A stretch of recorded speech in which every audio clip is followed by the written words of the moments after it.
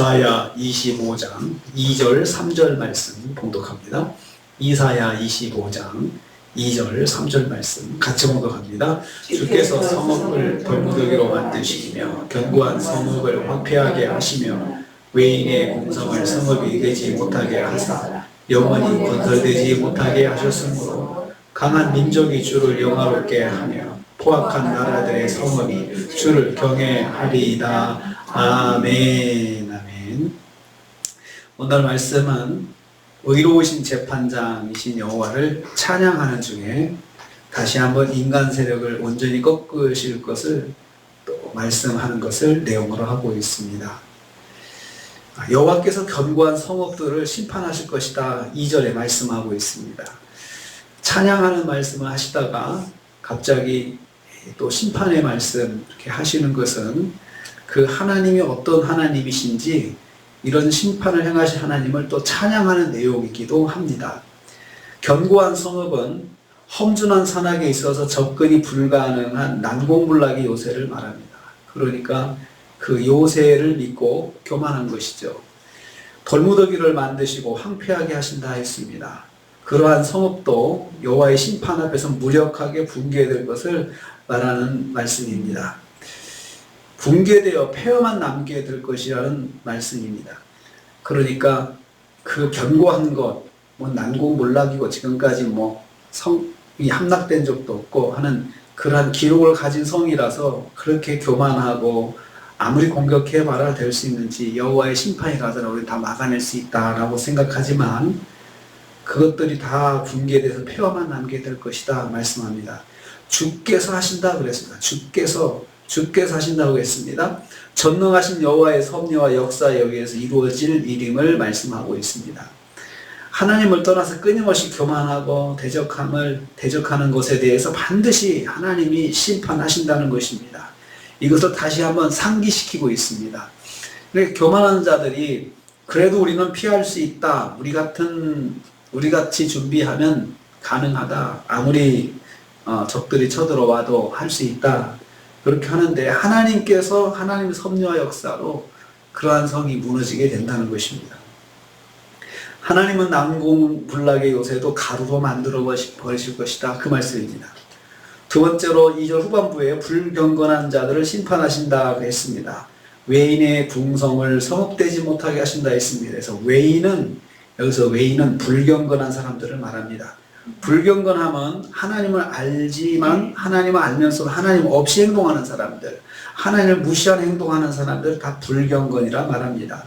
이 사람들이 자기 궁성을 건축하지 못하도록 만드신다는 뜻입니다.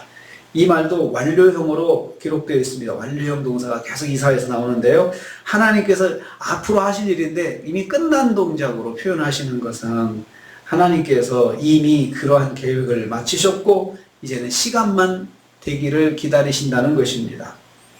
그래서 건축하지 못함이 이루어지지 못하고 이루어지고 또 이미 하나님께서 결정하신 일이다라는 뜻입니다. 그래서 영원히 건축을 이루지 못하게 하실 것이라는 말씀입니다. 지금부터 영원히 절대로 그 궁성을 건축하지 못할 것이다. 그 말씀입니다.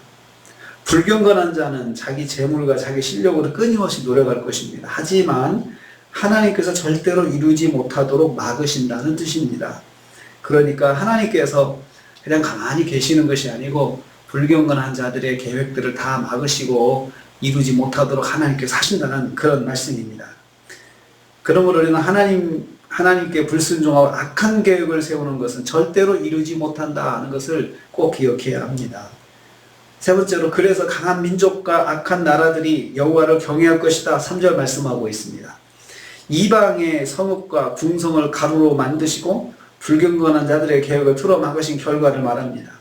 강한 민족은 호전적인 민족을 말합니다. 아수르와 바벨론 같은 민족을 암시하고 있습니다. 그러한 강대국의 나라들도 하나님께서 다 무너뜨리신다는 것입니다. 이들이 결국 주를 영화롭게 할 것입니다. 하나님을 존귀하게 여긴다는 뜻입니다. 하나님의 능력과 영광을 목도한 민족들이 자연스럽게 하나님 앞으로 나오게 될 것을 말씀합니다. 포악한 자들은 기세가 등등한 강한 민족을 말합니다. 자기들이 강하기 때문에 아주 자기들의 힘을 믿고 옛날에는 강한 나라가 약한 나라들을 다 지배를 하고 정복하고 노예로 끌고 가고 다 그렇게 했습니다. 그러한 자들이 기세가 등등해서 아나무인 하나님이 어딨어 하면서 그렇게 하게 되지만 결국은 이들도 하나님의 심판을 목도하고 그리고 나서 하나님을 존경하게 될 것이라는 말씀입니다.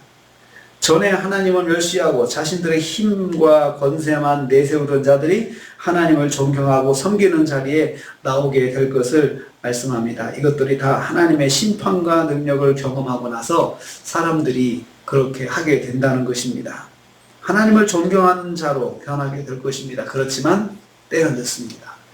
그때 하나님을 심판받는 중에 하나님을 존경하는 자로 변하면 심판이 멈춰지는 것이 아닙니다.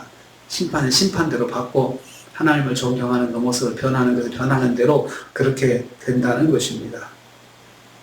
오늘 우리는 하나님께서 역사의 주관자가 되셔가지고 심판하실 때 모든 사람들이 하나님을 이제는 그제야 공경하는 자로 나올 것을 말씀하고 있습니다. 그렇기 때문에 우리가 하나님을 섬기면서 항상 잊지 말아야 할 것은 하나님을 존중하고 하나님을 경외하고 하는 자리에 나가야 된다는 것입니다. 행여라도 내가 조금이라도 잘 돼서 하나님 앞에 교만하면 절대 안 됩니다. 성경에서 계속해서 경고하는 것이 하나님께 복을 받은 영혼들이, 하나님께 복을 받은 백성들이 하나님 앞에 겸손하지 못하고 하나님을 경외하는 자를 더 낮아지지 못하고 교만하고 하나님을 떠나다가 심판을 받는 것이 계속해서 반복되고 있습니다. 하나님의 은혜를 잊고도 또다시 교만하고 넘어지는 그런 연약한 것들을 우리가 보게 됩니다. 그래서 하나님께서 이 말세에 다시 한번 우리에게 말씀해 주십니다. 어떤 일이 있어도 하나님을 경외하는 모습을 잊지 말아야 한다. 놓지 말아야 된다. 그 모습을 잃어버리면 절대로 안 됩니다. 하나님의 백성은 하나님을 경외하는 그 모습을 어떤 상황이 오더라도 유지해야 되고 그렇게 해야 하나님께서 또 복을 더해 주십니다. 강하고 포악한 자가 결국 심판받고 하나님을 경외하는 자로 나오게 된다는 말씀 오늘 주셨습니다. 우리가 어떤 상황이 있든지 하나님을 경외하는 모습 놓지 않고 하나님을 경외함으로 오늘 하루도 승리하시는 저 여러분 되시기를 주님의 이름으로 축복합니다. 주님 감사합니다.